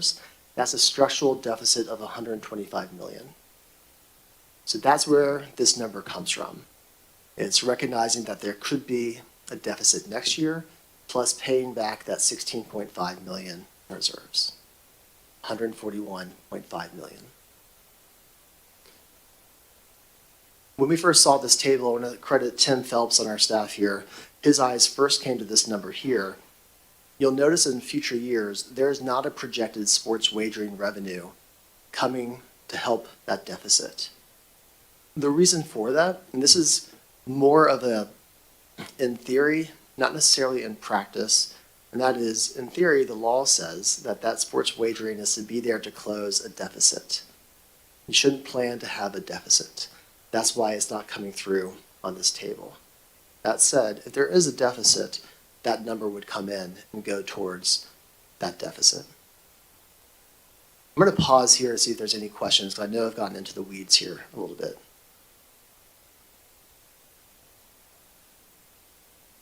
You mentioned that the possibility of having to reduce the awards on a pro rata basis. Would that be the first time we've ever reduced those awards? Yes, and I'm looking back to, yep, got my THEC friends nodding, yes. So I just want to, I mean, to me, that really emphasizes the seriousness of the situation. That's right. So translating that, we're reducing the rewards, less students will have access to financial aid or other scholarships, less students will be likely going on to school. And with the enrollment cliff I hear is coming, how is that really going to affect employable citizens? So in some ways, this is where the enrollment cliff is working against us. And that is in Tennessee, we are having a projected growth in enrollment over time. So more students should be eligible for the Hope Scholarship, for example, in the coming years than are now, because we'll have more seniors graduating into college. But because it'll be a pro rata reduction if it occurs now, it would be lower scholarships, not necessarily fewer scholarships, just lower across the way. But to your question, yeah, this does have implications on access, especially when it's done in a pro rata way. But it's across all the portfolio. Contrast that with taking a surgical approach and looking under the hood, what's working, what's not, and I'll talk more about that in a second, where we can make recommendations as a commission to the General Assembly and to the administration, say next session. Like these are where we're recommending you change the portfolio, that we can have an eye on exactly what you're talking about. Dr. Gentile, if I recall previous conversation, students who are enrolled today, this would not affect, this would affect those who get hit with pro rata reduction, those who enroll in the future, so that those who have budgeted already what they expect to receive assistance would not be. Correct? My understanding is actually that the pro rata would impact students now who are enrolled. I think in the prior conversation I had with you, we recommended potential changes, like when we recommend potential changes to the General Assembly, but we could see that being done in a grandfathered and as they come in. But I'm going to look to Scott Sloan here to see if my interpretation agrees with yours, or maybe Pete. Yes, sir, it does. Okay. So it could impact students who are enrolled now. Thank you, Madam Chair. Dr. Gentile, earlier in your presentation, you spoke about a different 90-hour versus a 120-hour bachelor degree. Yes, sir. Does that play into at all the hope? That's interesting. Yes and no. So if students were to go down a 90 credit hour pathway, and again, I need to stress, we don't have those programs yet in Tennessee. If they were to go down a 90 credit hour and get out sooner, that could be a cost savings to the state. However, one of the last changes that was made to the lottery portfolio, this is back in 2022, so I'll back up. Every student has 5 years of Hope eligibility. So they can get, if they're in school for 5 years, they get it for 5 years. If they're in school for 6 years, they just get it for 5 years. A change that occurred in 2022 and this has been positive for many students, is that if you complete your undergrad before those 5 years are up, you can apply your Hope Scholarship to graduate education. And that is costing about, is it $10 million a year? $10 million a year are going towards Hope recipients who are putting it towards graduate education. So if the degree were to reduce for a student down to 90 credit hours, if they were to continue on in a graduate school, they would still have Hope paying for that. So it's a blended answer to that question. So there's not been any consideration that if they get incentivized to graduate earlier, that would affect their numbers? Could there be something looked at relative to that? Absolutely, sir. And I would say everything is on the table right now when it comes to looking at recommendations. And I'll get outside of order of my slides here. Here's what's going to be happening the next few months. Chairman White of the House and Chairman White of the Senate Education Committees made a request of THEC to put together a report this year that does an overview of all the lottery programs that we have and this growth as a primer and how it works, and then also to provide recommendations. What you have in front of you is part one of that primer. This was due June 30th, but we really wanted to get into the hands of our legislators and you all immediately. Later this year, we'll come back with a report, part two, that has recommendations in it. But we don't want these recommendations to come in a vacuum of staff and Tennessee Tower. One of our commissioners said yesterday, if you ask 100 people how to change the scholarship portfolio, you'll get 100 different answers. That said, we've got a lot of people that we need to consult on this. In addition to you, we're convening all the public presidents next week and Chancellor Tidings to start this conversation on what should we be considering.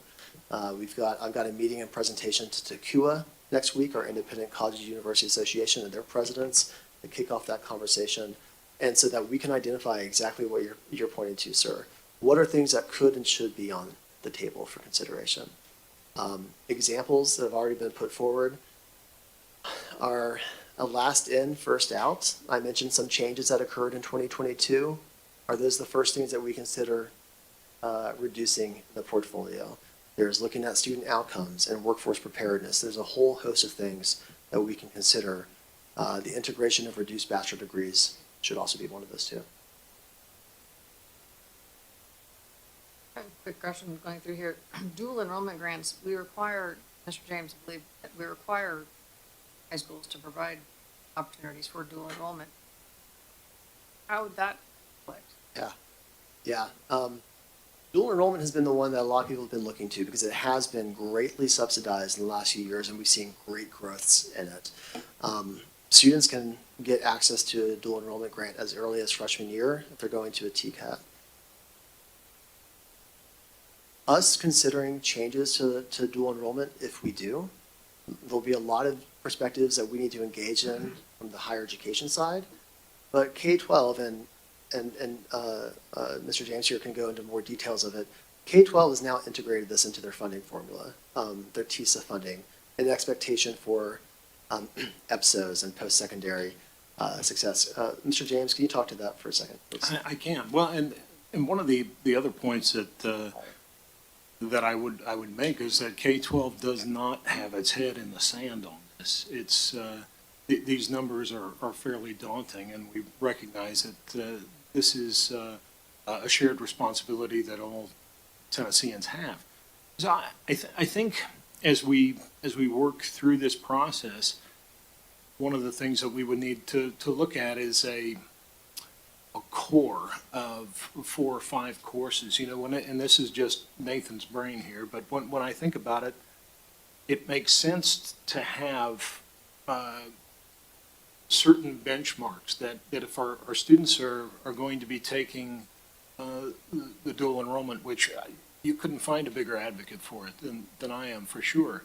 But it makes sense that the courses that they're taking, that the state is investing its dollars in, are courses that are going to move the needle for that student to get to the achievement to get to the degree, right? And so, you think about some of the courses that are taken that are, surely you could plug it in and make it someone's elective in the course of an associate's degree or a bachelor's degree. But when the dollars get a little tighter, it makes sense that we're taking action to make sure that those courses are the most applicable. And I think that K-12, recognizes that's a step we need to take in terms of our partnership on this to help the entire state address this issue.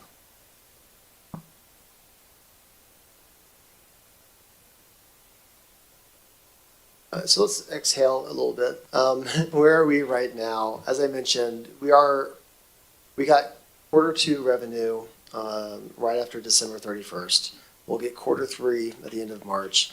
Q2 came in at a level that if you double Q1 and Q2, we're not going to be in that $26.5 million deficit. We will be in a deficit that requires sports wagering to come through, and that's been the case. That was the case last year as well.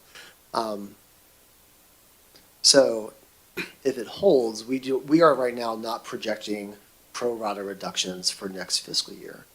That said, as the numbers project, even in the most conservative projections, there's likely in future years to be a structural deficit. And we must act sooner rather than later. And we've been having conversations with the speakers, with legislators. I know that our constitutional officers have as well. This is on the horizon,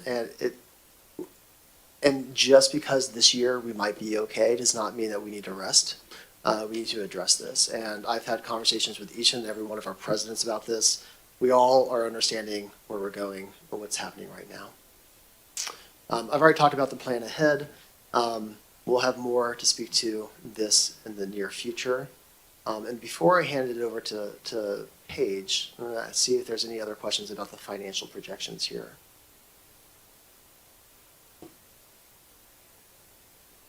Apologize, would you go back one more time over the sports wagering piece of that? Some of it can be taken back and some cannot be taken back.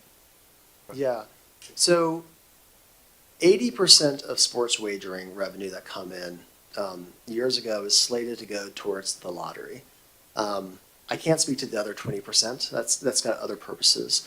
But that 80% goes towards the lottery, and now it's going to that K-12 construction fund to help schools that are in distressed counties get repairs and maintenance dollars that they need for their schools, a great cause. However, if there is a deficit, and let's say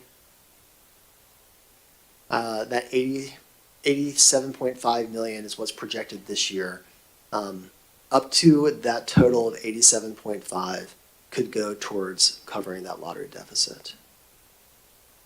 So it's all, in legislation, it's all could be there for lottery if necessary. But there's other news coming out about sports wagering. So lottery revenue is projected to be down or flat. This week we heard in the sports wagering budget hearing that prop betting, I'm sure there's another term for that. By the way, this is not my world. I do not participate in these activities. But prop betting, the ability to bet on what tie Secretary Hargatt's going to wear at the next commission meeting, those type of bets are growing in nature. And right now, to my understanding, it's not regulated. And the sports betting administration is anticipating revenue for sports wagering going down potentially over time as well. So lottery is projected to be flat or going down. Sports wagering may as well, due to other forms of gambling, quite frankly. Just a couple of comments. I'm glad you brought up the props betting or the predictions market, because that's having an impact on the sports wagering monies that were coming in. And also, if we were having this conversation 18 to 24 months ago, nobody knew what Poly Market was or Kalshi in the state of Tennessee. But now you've got people who, are making bets on was Maduro going to be taken down? You know, or what's going to happen? Is there going to be a regime change in Iran? Even to I listened to a podcast the other day, somebody actually bet on whether or not our Lord and Savior is going to come by December 31st of 2027. They actually put money on that. Wow. So, I mean, those things, and by the way, you can also go and bet on who's going to win the basketball game tonight. And so that's competing against those dollars that we've been counting on for sports wagering. I also think it's important to mention that our lottery has taken a long time to mature. I think it's probably had the longest ramp to maturity of any lottery that I've ever heard of. I mean, typically they mature 7, 8, maybe 10 years. Ours has had a much longer run than that. So things have been really good for a long time. And Treasurer and Comptroller and I serve on the state funding board. Of course, we hear these estimates every year. And frankly, for years now, I've been waiting to see the kind of decline we have seen. And somehow or another, they pull a rabbit out of the hat, and we have a big award. You know, so more people play, revenues go up. And then last year, we finally saw one of those years where they didn't. It sounds like it's recovering beyond projections this year. But, you know, while growth is slowing, the demands that people continue to put on the amount of dollars that we have are outpacing that. So I thought it was a fantastic presentation that even I could understand. So thank you, Dr. Gentile. Thank you, sir. Okay, so I'd like to bring up now Paige Elliott, our Acting Chief Strategy Officer, to talk about, again, this is intended to be a primer of the portfolio program, because as we come back to you with conversations on this, we want you to be as well-equipped as possible, and please don't hesitate to call, text, email me anytime, whenever you have questions. Paige?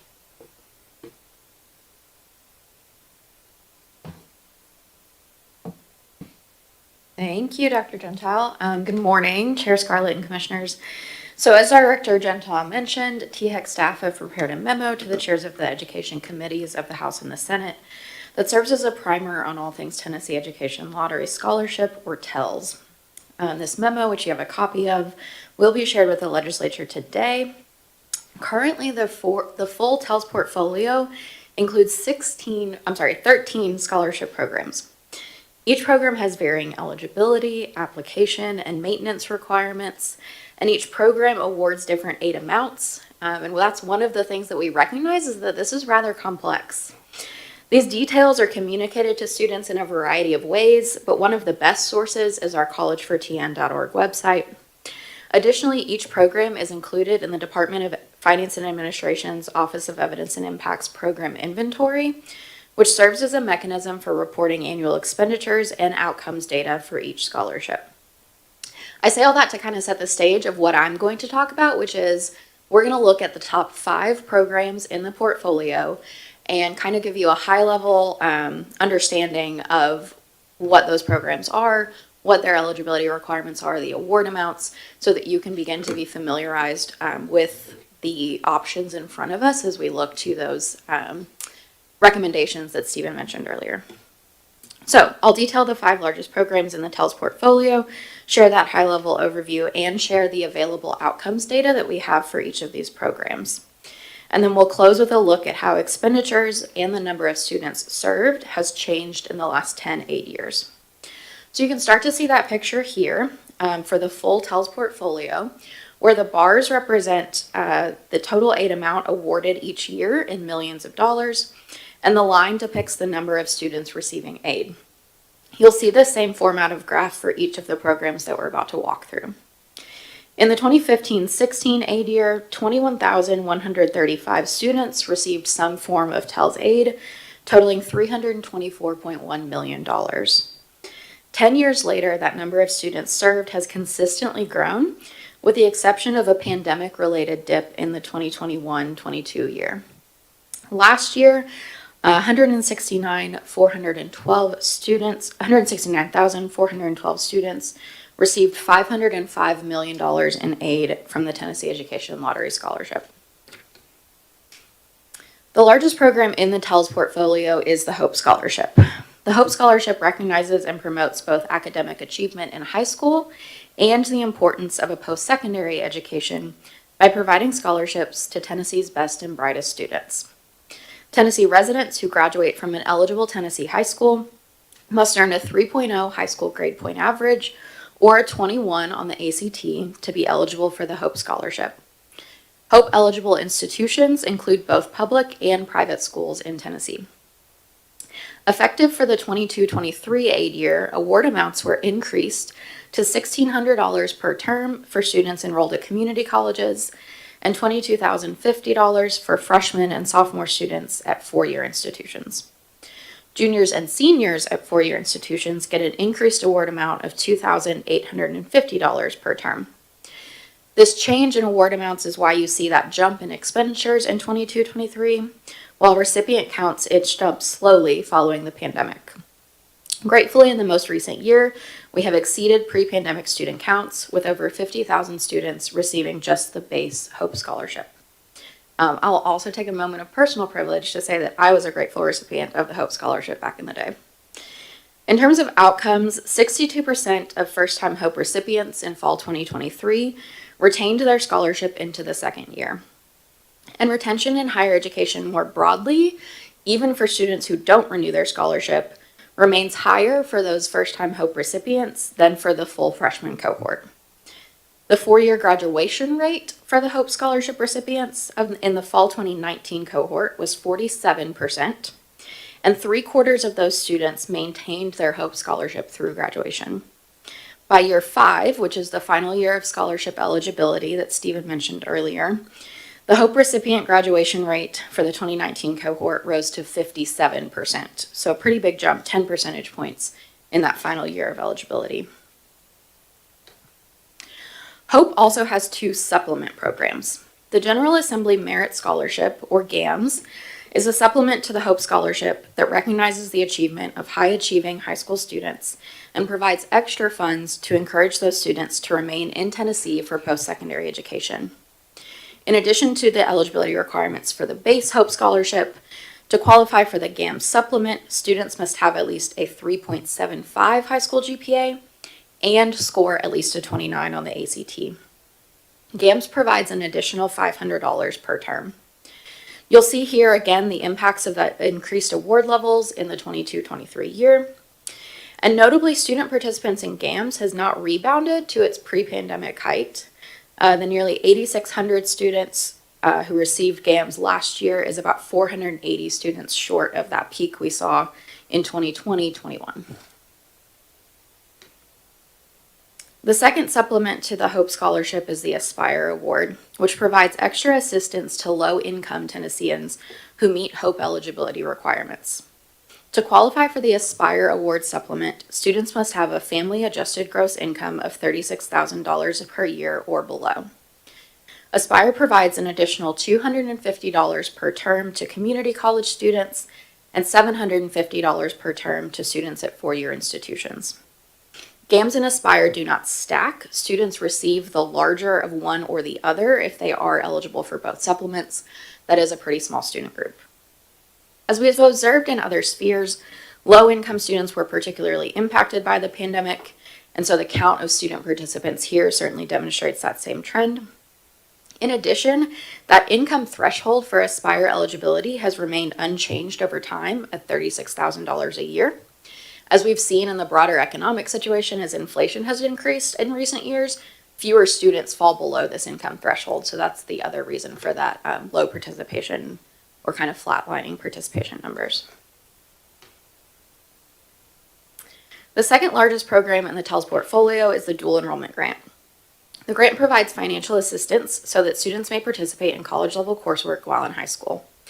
It is funded on a per-course basis, and eligible students can use it at eligible public and private Tennessee institutions. The Dual Enrollment Grant aims to have more high school students earning college credit, matriculating into higher education, and completing credentials. Students taking courses at a community college or university must be in their junior or senior year of high school to qualify for the grant, but freshmen and sophomores can use the grant for courses at a TCAP, a change initiated by the General Assembly for the 22-23 aid year. This expansion to freshmen and sophomores led to over 20,000 students using the dual enrollment grant at TCATS in the 24-25 aid year, compared to approximately 5,300 students in the 21-22 aid year. So a lot of this explosive dual enrollment grant growth that we're seeing is in the TCAT sector. The dual enrollment grant covers tuition for the first 5 dual enrollment courses that students take, in addition to applicable access fees. For students 6th through 10th dual enrollment courses, the award amount is $100 per credit hour. At TCATS, the award amount is the cost of tuition for up to 1,296 clock hours, which generally covers a 1-year TCAT program. In terms of outcome, the grant does appear to support post-secondary enrollment. Approximately 82% of high school graduates from the class of 2024 who received the dual enrollment grant seamlessly enrolled in higher education upon high school graduation, compared to 56% of the overall class of 2024. Better understanding this mechanism, though, is one of our future research priorities. Technically, Tennessee Promise is the next largest TELS program. However, unlike other TELS programs, Tennessee Promise is endowed and funded by earnings off of the endowment. As I'm sure you're familiar with, and in fact some emerging research suggests that our students are most familiar with as well, Tennessee Promise is a last dollar scholarship that covers tuition and mandatory fees not covered by other gift aid. It can be used at Tennessee Colleges of Applied Technology, community colleges, and toward associate degree programs at select universities. Promise participation and expenditures have contracted since 2020-21, and due to the last dollar nature of the program, expenditures are not quite as neatly correlated with student counts as for some of our other programs. In terms of outcomes, we do see a sizable group of students apply for Tennessee Promise, maintain their eligibility, and enroll in post-secondary, despite getting $0 in payments from the program, again because of that last dollar structure. These students do have access, though, to mentorship support and to the other features of the program, which is why students are encouraged to complete all of those eligibility milestones to maintain their scholarship and kind of keep it as a backup in case their financial situation changes. So I will note that these student counts here are students actually receiving non-zero payments from the Promise program. Over time, we've seen more Promise students enrolling at TCATS. For the 2024-25 cohort, about 1/5 of students were enrolled at a TCAP. In total, over 18,000 students from the last 5 Promise cohorts have earned a credential, and over 8,000 Promise students from these cohorts have transferred on to a 4-year institution. Paige, if I may, real quick. Even though Tennessee Promise is not lottery funded, it is endowment funded, what we do with the lottery portfolio, if we reduce the levels of scholarship, for instance, because Tennessee Promise is a last dollar scholarship, reductions in other scholarships will increase the expenditure of Tennessee Promise. Just want to draw your attention to that there are some overlaps in the levers here. That's in my notes later, so Stephen and I didn't coordinate very well on that, but thank you for the clarification. But that is one of the things that we want to examine is that intersection of the programs. How many students are in multiple of these programs? And so when we pull one lever, how does that impact a different program? Okay. The Tennessee Reconnect Grant is a last dollar scholarship providing tuition and mandatory fee-free community college for financially independent Tennesseans who want to pursue an associate degree or certificate. Tennessee Reconnect facilitates adult and independent students beginning or returning to post-secondary education to secure the credentials needed in today's workforce. Tennessee Reconnect can be used at 2-year institutions or in associate degree programs at eligible 4-year institutions by students who are 23 years of age or older or are classified as independent on the FAFSA. Students must not have previously earned an associate or higher degree and must enroll in at least 6 credit hours to be eligible to receive Tennessee Reconnect. You'll also see in your memo that TCAT Reconnect is classified as a separate scholarship, similar idea, but for students enrolling at TCATs. Tennessee Reconnect grant participation and expenditures have held steady in recent years, although again, we need to find out what the secret sauce is at Columbia State. Often we look to the broader economy to tell us what to expect in terms of adult post-secondary enrollment. While returning to education was often difficult for adult learners during the pandemic due to the myriad of responsibilities that they shouldered, future changes to the broader economic situation could induce more adults to return to higher education. So typically when the economy gets worse, more adults go back to school. If we see a change in our economic situation in coming years, we might see these participation numbers change. Since the introduction of the Tennessee Reconnect grant in 2018-19, recipients have gone on to earn over 40,000 credentials. And then finally, the fifth and final major TELS program that I want to highlight is the Wilder-Nafee Technical Skills Grant. This grant provides financial assistance for students pursuing their first certificate or diploma program at a TCAP. Eligible students receive $2,000 per aid year to defray the cost of their program until they complete their technical certificate or technical diploma. As we've seen in other programs, TCAT enrollments have grown in recent years, and this growth is then reflected in the number of aid recipients in the Wilder-Nafee program. In the 2023-24 aid year, 4,318 credentials were conferred to Wilder-Nafee recipients, which was a 14% increase over the previous aid year. So to bring it all together, here you'll see a comparison of each of these programs and their growth in expenditures over the last decade. So, I'm sorry, can I have a clarifying question real quick? Yeah. You said that Tennessee Reconnect is only for adults 23 years of age, just for community colleges, but is Wilder-Nafee the TCAT version of that? No. Wilder-Nafee is available to any student at a TCAT. There is also TCAT Reconnect, which is available only to adult students at a TCAP. That's not part of this, it doesn't come out of this fund? It is a TELS program, it's just small, it's not in the top Tiny. 5, it's smaller, yeah. Okay, We'll, I have a table with all 13 in just a moment. thank you. And I would defer further questions on Wilder-Nafee and TCAT Reconnect to the experts in the back of the room. Lots of students are getting both is the short answer. So the Hope Scholarship, including its supplements and the dual enrollment grant, do represent the majority of increased expenditures over the last 5 or 10 years. And here you can also get a sense of the scale of the Hope program relative to others. So when we're thinking about expenditures, Hope is the majority by far. Similarly, this graphic, same concept, but depicts the number of students served by each program over the last decade. With the exception of Tennessee Reconnect, which is one of the newest TELS programs, each program has grown the number of students served. This also illustrates the drastic growth in the number of students receiving dual enrollment grants. So that comparison between the expenditures of Hope really outpacing other programs. Here, though, when we look at it by students served, Hope and the dual enrollment grant are a little bit more in line. And then finally, as promised, I want to present a similar perspective for all 13 programs in the TELS portfolio. This table shows the 2025 expenditures for each program and 1-year, 5-year, and 10-year percentage changes. Growth in expenditures are shown in green, while contractions in programs are shown in red.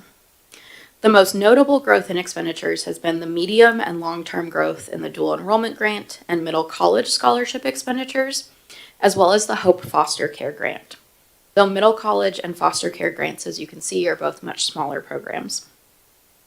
Overall, TELS expenditures grew 7% year over year for 24-25, 27% when compared to 2020-21, and 56% compared to 2015-2016. I know it's a lot to take in, so brief pause. Next slide is same concept, but student headcounts, students served by each of these programs. Once again, the most notable growth has occurred in the same 3 programs, the dual enrollment grant, middle college scholarships, and the Hope Foster Care Grant. Year-over-year growth in recipients for 24-25 matches growth in expenditures at 7%, and 5-year growth in headcounts is 12%. Compared to 2015-16, 40% more students are impacted by TELS scholarships, bringing us to nearly 170,000 students in Tennessee receiving support to attend our state's public and private institutions. So what comes next? Director Gentile mentioned that this memo is part one of what we intend to accomplish this year. As we mentioned, we will examine the scope of intersections between current aid programs to look at how changes to one program might impact students also receiving another. We also want to examine more robust student outcomes data and build strong evidence for these scholarship programs. Our work that you've heard about before with the University of Michigan, for example, will support these questions, and we intend to bring you results from that partnership at a meeting later this year. Finally, we will work to build consensus around recommendations for program modifications that put students first and prioritize evidence. So with that, I'd like to open the floor for discussion. I'm happy to answer any questions you have, but we would also love to hear any suggestions from you for what to consider for further research. Mr. Axel. Thank you, Madam Chair. To be clear, the only thing I know about gambling is anytime I've done it, I've lost. So with that being said, let me toss this thought out.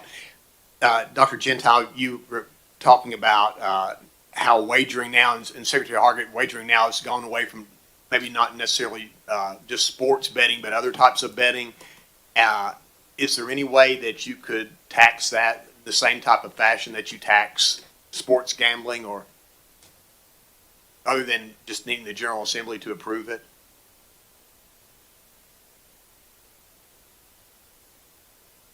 Well, I'm no attorney, but I did watch Law and Order one time.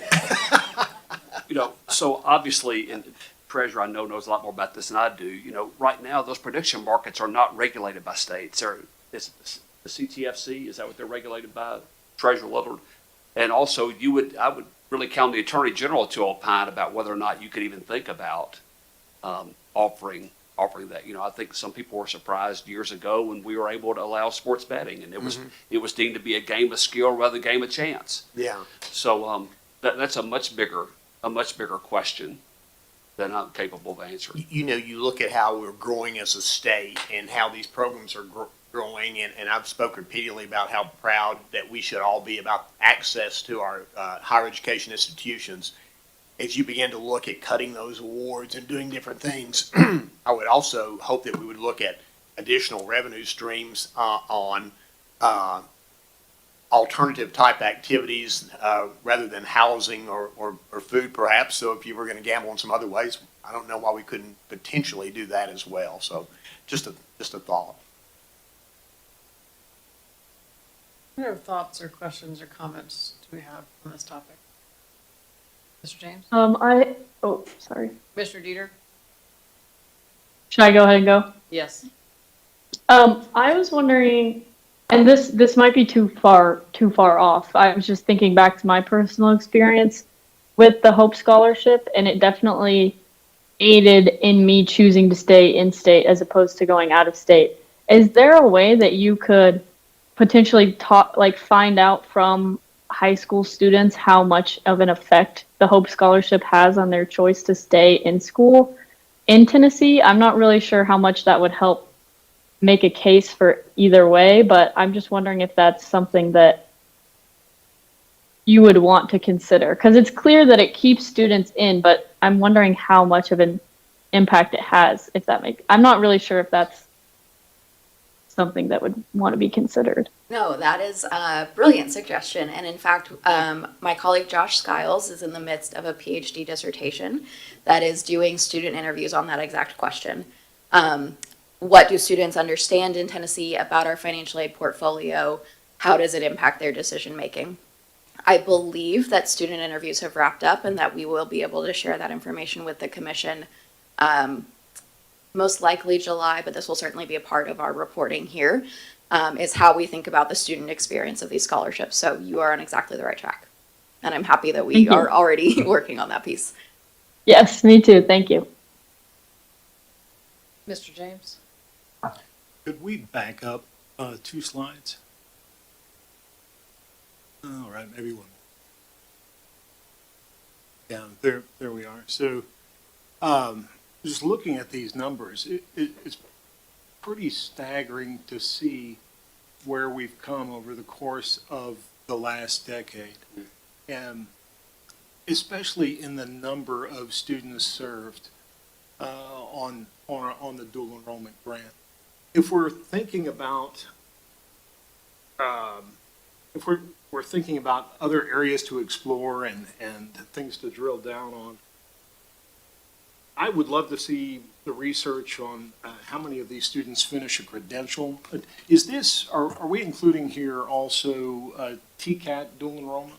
That's Yes, this included? does include TCATs, which is most of the driver of that drastic increase in the last 3 years. And to also keep in mind that statutory changes have made it so that those students don't have to go to the back of the waiting list when they graduate and they've got half of their credential completed, right?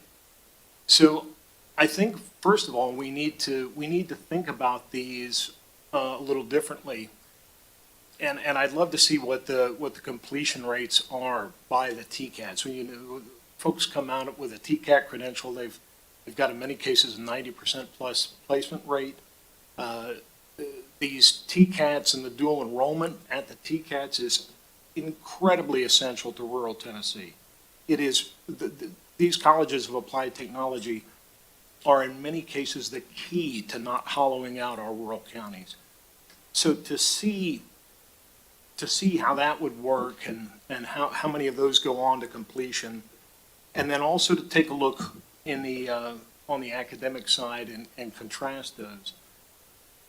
I think we will end up having to come to a place where there will be a core of dual enrollment courses that we have to get to, but every little bit of information to drill down on that, I think, is useful.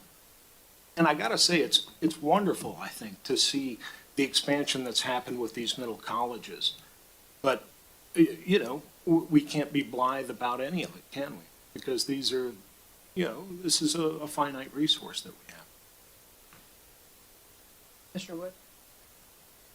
I guess, has there been any, I guess, any analysis into, you did dial back the dual enrollment, then what impact does that have on those seeking the scholarship programs? Because effectively, they might just be waiting another few years before. Yeah, I think that's a great point, and certainly one of those program interaction pieces, trickier to get at because it's a counterfactual of, you know, the students not doing the thing, but I think we certainly can look into existing academic literature about that. Or comments or questions? Yes, Commissioner. That chart was not distributed as part of this package, right? We don't have that chart. Good. We'll post the PowerPoint on the SharePoint. Oh, okay. Good.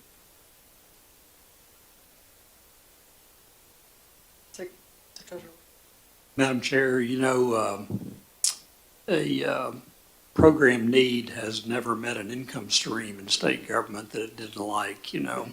And this is an illustration of that exact thing, depending on how you look at it here. And it just emphasizes to me the need to look at, you know, for instance, the effectiveness, as some people have raised here today, of these programs. You know, how many of them are, what is the completion rate for a credential or a degree or whatever from it? And also beginning to recognize the fact that over long term, the programs that have been most successful, like Tennessee Promise is an example, the Chairs of Excellence program is another one in Tennessee, that they have an endowment, you know, and in Treasury, we've long been advocates for establishing an endowment fund concept to fund some of these needs, if you will. That's not going to get you through the pain of the immediate situation of having to fit the square peg of expenses in the round hole of revenue here, but it will, in the longer term, make sure that you have some stable funding base at some level that can help you achieve the program ends that you want, which is a completion rate and one that actually positively affects Tennessee's workforce needs. That's another thing. So I really think THEC could help a lot in all of this by developing some formulaic approach to this that says, here's the formula by which we evaluate the effectiveness of these programs, you know, what we consider to be effective, whether it's the completion rate or whether it meets the workforce need or some combination of both of those, and then other factors that are involved, like serving the communities in Tennessee, like rural counties that are more distressed than others, for instance. All of those things probably should be taken into account. But again, I think it's going to mean that this is a good time for state government to reevaluate how we establish some type of endowment concept for this, and whether it's through the sale of surplus state properties or other things that begin that effort, that over the longer term can meet us up with the proper funding levels at some future point. Really like that. Treasurer, any other comments or questions? I want to double down a little bit on what Mr. James and also the treasurer just mentioned, is kind of looking at how all of these, what are the journeys that students take, or what are the pathways they're taking along these different programs within the institutions we have, but also looking at that effectiveness, access, effectiveness, completion, placement, where we have that information. But it's also something that you touched on, leading with ideas. I think this is where I think THEC has a big opportunity, is lead with ideas of what can be or what the potential opportunity is, whether that's an endowment or whether it's thinking about how we're funding this sort of work differently. What are those different scenarios? And there's some of these are in statute, but are these the right things we should be doing? And if they're not, then what are the ideas for thinking about serving these students more effectively moving forward based on the programs that we have within our institutions? So food for thought.